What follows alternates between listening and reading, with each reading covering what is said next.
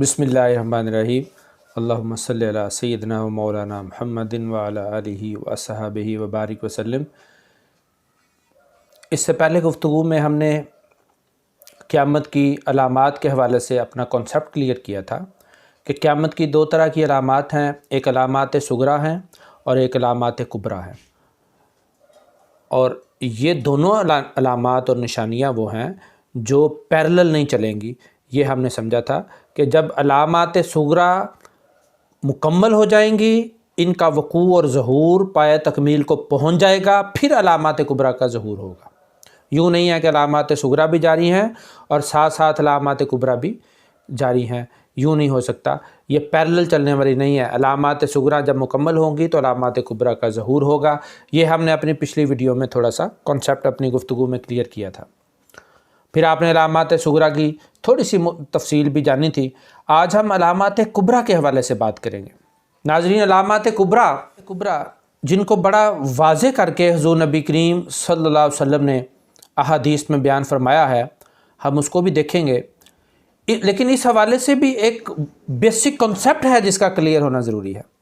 یہ جو علامات کبریٰ ہیں، ان کا کنسیپٹ یہ ہے کہ یہ ساری کی ساری اکٹھی اور پے در پے آئیں گی۔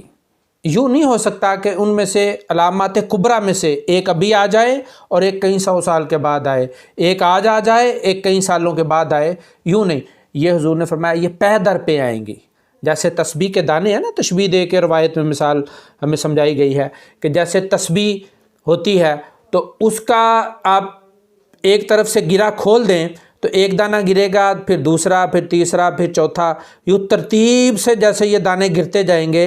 یہ ہمیں بتایا گیا ہے کہ یہ علامات کبریٰ کا وقوع اس طریقے سے ہوگا، ایک کے بعد دوسری، دوسری کے بعد تیسری، یوں مسلسل ہوتا جائے گا۔ یوں نہیں ہے کہ امام مہدی کا ظہور تو ہو چکا ہے اور اس کے ساتھ حضرت عیسیٰ کا کوئی کہیں اس پر وجود ہی نہیں ہے، دجال کے فتنے کا کہیں اتا پتہ ہی نہیں ہے، یجوج مجوج کا خروج کہیں ہوا ہی نہیں ہے، صرف امام مہدی کہیں کسی دنیا کے کونے میں کوئی دعویٰ کر کے بیٹھ گیا ہے کہ امام مہدی کا ظہور ہو گیا ہے، تو یوں نہیں ہے۔ تو یہ اکٹھی ساری علامات کبریٰ کا ظہور ہونا ہے۔ اس میں یہ روایت جس میں علامات کبریٰ بیان کی گئی ہیں، صحیح مسلم میں، امام ترمذی نے، اور سنن ابو داؤد میں، مسند احمد بن حنبل میں، اور اس طرح دیگر کتب حدیث میں یہ روایت آئی ہے۔ حضور نبی کریم صلی اللہ علیہ وسلم نے فرمایا کہ قیامت اس وقت تک قائم نہ ہوگی جب تک یہ 10 نشانیاں اور علامات پوری نہ ہو جائیں۔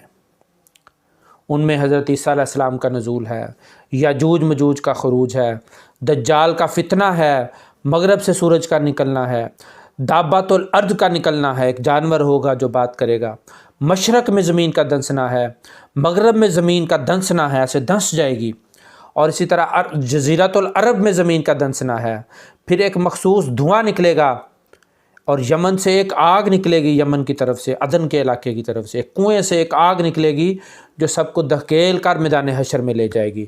اور ایک اور حدیث میں، یہاں اس حدیث میں تو بیان نہیں ہے، دیگر احادیث میں آیا ہے کہ حضور نے فرمایا کہ میرا بیٹا ہوگا مہدی، مہدی کہتے ہیں ہدایت یافتہ، اس کا نام میرے نام پر ہوگا محمد، اس کا بھی قیامت کے قریب قریب ظہور ہوگا۔ اور وہ امام مہدی جب آئے ہوں گے اسی وقت حضرت عیسیٰ بھی موجود ہوں گے، دجال کا فتنہ بھی تبھی آئے گا۔ تو ناظرین، یہ وہ علامات ہیں کہ جو تقاضا کرتی ہیں کہ ہم ہر علامت کو الگ الگ تھوڑا تھوڑا ٹائم دے کر بیان کریں، تو انشاءاللہ موقع ملا تو ضرور کریں گے۔ لیکن بنیادی کانسیپٹ پھر وہی ہے کہ یہ جو ساری علامات ہیں ان کا وقوع کٹھے ہونا ہے، پے در پے ہونا ہے، ایک کے بعد دوسری ہونی ہے۔ یوں نہیں ہے کہ امام مہدی کا تو کہیں ظہور ہو گیا ہے اور عیسیٰ علیہ السلام اور دجال کا کہیں پتہ ہی نہیں ہے۔ تو اس طرح کا جو بھی امام مہدی بننے کا دعویٰ کرے گا وہ جھوٹا ہے، وہ فتنہ پھیلانے والا ہے، وہ جھوٹا ہے اور وہ کذاب ہے، وہ لوگوں کو گمراہ کر رہا ہے۔ ہمیں اس کے فتنے سے بچنا ہے۔ تو جہاں ہمیں ان علامات کبریٰ کو ذہن میں رکھ کر ان سے بچنے کی اللہ سے توفیق، ان آزمائشوں سے محفوظ رہنے کی اللہ سے توفیق مانگنی ہے، واہ ہمیں نئے نئے پیدا ہونے والے فتنوں سے بھی اپنے آپ کو بچانا ہے۔ اللہ سے دعا ہے کہ وہ حضور کے صدقے ہماری اور پوری امت کی اور پوری انسانیت کی حفاظت فرمائے۔ وما علیہ الا البلاغ المبین۔